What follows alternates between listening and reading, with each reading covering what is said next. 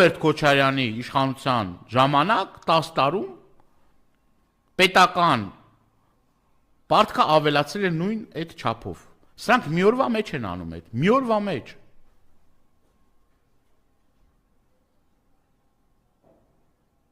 Որովհետև պետական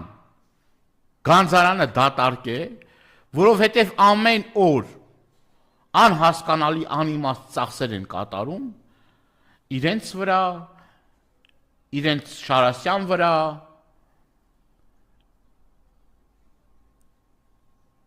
հիշեցնեմ, որ $5,000 ամեն օր ծախսվում է միայն ուրեմն այդ պետական այդ դաչաների սպասարկման համար, չհաշված են մնացած ծախսերը չհաշված։